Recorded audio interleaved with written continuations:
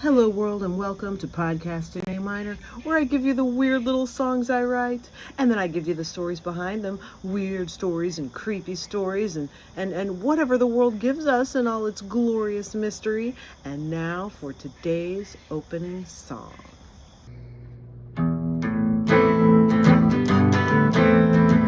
He bathes daily, and he smells so clean. He bathes daily in a steamy scene. Alles und Ordnung und seine Lippen schmecken wie Fanta. Da steht wunderhübsch, wunderfein. Badet täglich und riecht so rein. Badet täglich süße Lächelein. He bathes daily and he smells so clean. He bathes daily, what a groovy scene. Smiling in the tub, he's all bubbles and teeth and tiles. He gets his best ideas in the bath and having music because he bathes daily and he smells divine. Badet täglich en Köhlein. Die Haare sind durcheinander und mein Herz hämmert. Deshalb badet täglich meine Seele schreit. He bathes daily and he smells so clean. He bathes daily, it's bedeviling. He takes a bath every day and takes the German women sing. Badet täglich und riecht so rein.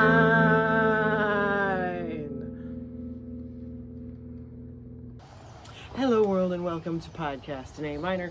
I'm Amy Zollers McAnally, a poet and an artist, and I'm in one of my moods. You just heard the half-German pop song on the Daisy Rock Candy electric guitar. Hey, I went into a different room of the house and I picked up a different guitar and I climbed the 7 stairs to the bedroom and found the old Vox amp in a closet and hauled it downstairs. And I found a cable. I did it.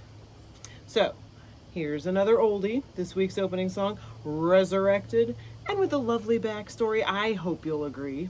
But first, lyrics time. He bathes daily, and he smells so clean. He bathes daily in a steamy scene. Alles in Ordnung und seine Lippen schmecken wie Fanta. Da steht wunderhübsch, wunderfein. Badet täglich und riecht so rein. Badet täglich süße Lächelein. He bathes daily and he smells so clean. He bathes daily, what a groovy scene. Smiling in the tub, he's all bubbles and teeth and tiles. He gets his best ideas in the bath, and how the music beguiles. He bathes daily and he smells divine. Badet täglich en Köhlein. Die Haare sind durcheinander und mein Herz hämmert. Deshalb badet täglich meine Seele schreit. He bathes daily and he smells so clean. He bathes daily, it's bedeviling. He takes a bath every day and makes the German women sing. Badet täglich und riecht so rein. Let's quickly translate those German verses. No sweat. Let's see. That first one. Everything's cool. Alles in Ordnung. Everything's okay. And his lips taste like Fanta. There he stands, beautiful. Wonderfully beautiful. He bathes daily and he smells so clean. He bathes daily, sweet little smile. And onward to the next part. Badet täglich en Köhlein. Little choirs are ringing, singing, sort of. His hair is confused, or messy, and my heart is pounding. And so he bathes daily. My soul screams. And then it ends with, he bathes daily and he smells so clean, in German. Well, yeah, thank you for listening to that. And go ahead, grade my German. I'm 50 years old and I can take it. I'm well aware that I'm out of practice. See, 30 years ago, I majored in German at college. Oh, there's a bee. I'm outside and there's a little bee sort of struggling. Okay. So I majored in German 30 years ago in college, and that should set one up for some pretty tight German skills. However, I changed my major 4 times. Okay, let me see. It was pre-journalism, undecided, English with the creative writing emphasis. Let's see, elementary education, and then finally German. So that's 5 majors, 4 changes of majors. What a free spirit. What a freaking flake. Anyway, as a result, I missed my junior year in Stuttgart, which is the immersion year. And having changed my major to German during my senior year, that's why. When I discovered that it would take another 2 years to finish my education degree, but only half as long to earn a Bachelor of Arts in German, because I was constantly taking German classes like all through college. So that'll save you some cash. Plus, graduating a mere 1 semester late after all of my shenanigans was just a miracle. Immersing in a culture is such an effective way to learn a language. Its idioms, its inflections and moods and personality, and I know this because of the 6 months I lived in Romania a few years after college. I picked up some of the language just walking to work, listening to like 10-year-old boys bickering and their friends shutting it down by saying, "Venit fetelor," which means, "Let's go, ladies." And by lurking behind a man who was buying a Christmas tree stand at the outdoor market, knowing in my heart that the Romanian version probably wasn't a direct translation of the words Christmas and tree and stand. And sure enough, the man in front of me used the word picior, which means foot. So I copied him and got myself a Christmas tree foot, no sweat. And speaking of foot, in English, it sounds like Romania's dirtiest word. Once on a public tram, without thinking, I complained to an American friend that my foot was killing me too loudly. Many turned heads. I corrected myself instantly. Picior, picior. I also learned Romanian by singing Christmas carols in a church group that dragged me into their ranks because I arrived in October, just as they were beginning rehearsals. And I learned by singing Happy Birthday to You, the Romanian version that ended the last episode. It's a song that actually means something like, "Many more years to you, may God give you everything you desire, and health." And by singing a song about the animals on Noah's Ark in orphanages. That Romanian birthday song, by the way, kills at the elementary school where I work. If I have to sub a class, I always take my guitar and I'm like, okay, let's sing the Romanian birthday song. And they try to sing along even though they don't quite know the words because I don't see them that often. But man, they ask for it. Sing that birthday song. It kills. So German, on the other hand, I learned by reading and writing a lot and like class discussion. Speaking too, because we had plenty of oral tests and, like I said, class discussions. And so, we'd answer our questions in German in class and things like that.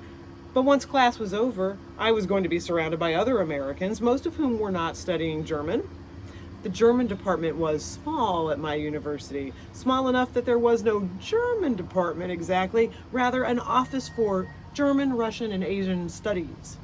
My last 2 semesters consisted of graduate classes with grading adjusted for us undergrads. And what did I do with my German degree?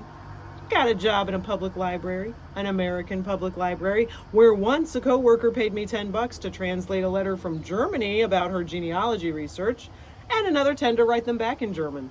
Also, I was head of the children's programs at that branch library, and my boss encouraged me to teach German to the homeschool kids for 2 sessions of the homeschool group, but also French, Hungarian, and Latin, which I knew less well. I had one mom ask me where I had learned French because I had such a unique accent. I said, well, I studied German in college. I'm probably applying a little bit of a German accent to it.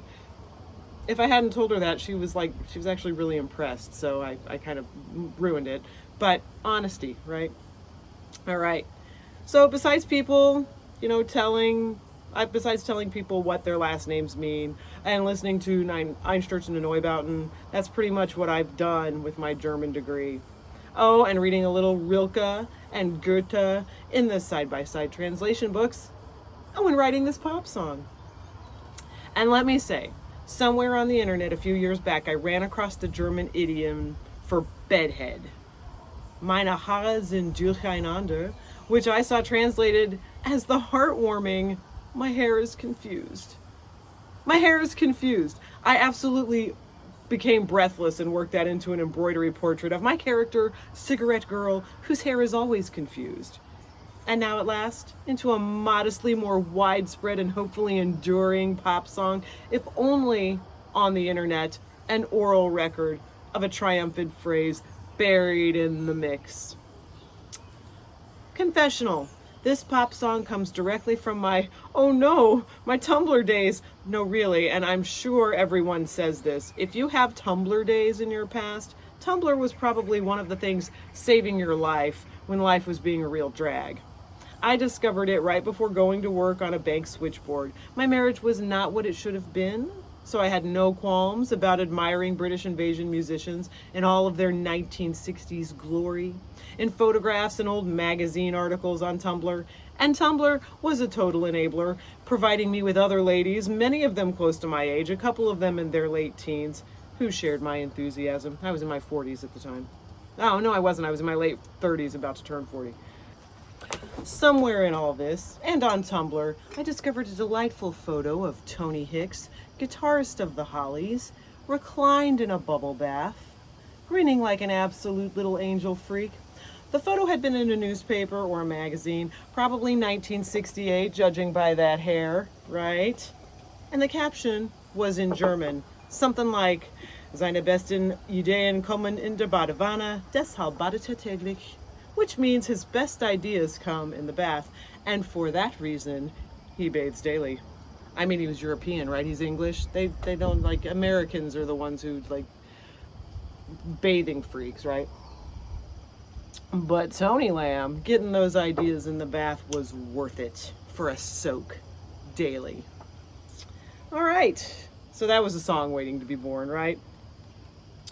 The song began to brew about 10 years ago, probably as soon as I saw the photo. So I'm 50 now, so probably maybe 12 years ago, right? I ordered a coffee mug from whatever that online shop was that had cow in the name. Somebody turned me on to it, and I ordered the cup.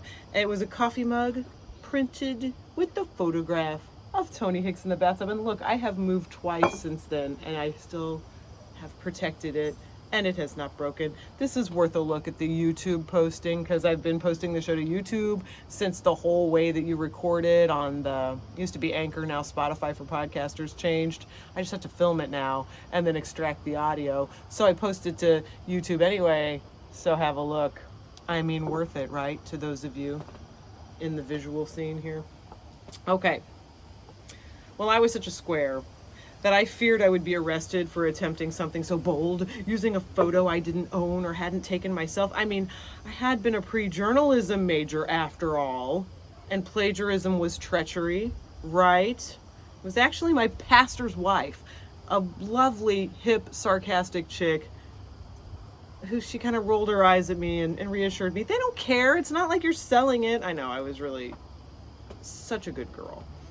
And that's true. And it's probably very unlikely that anyone involved in the making of the mug had ever seen the photograph, which had appeared in a German newspaper like 50 years earlier.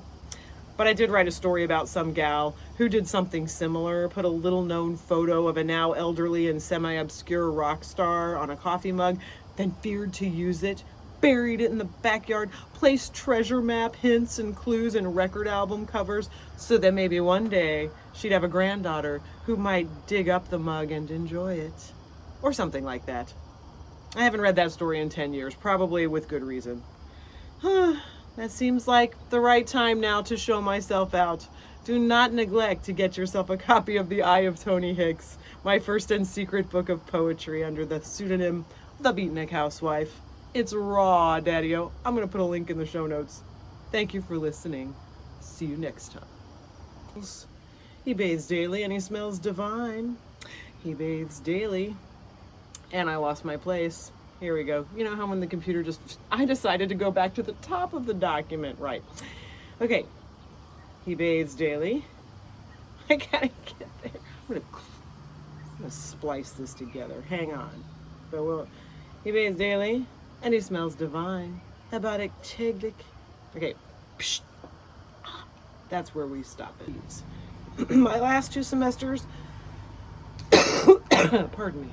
My star, the Encyclopedia Neurotica. It's my role in the play, and I must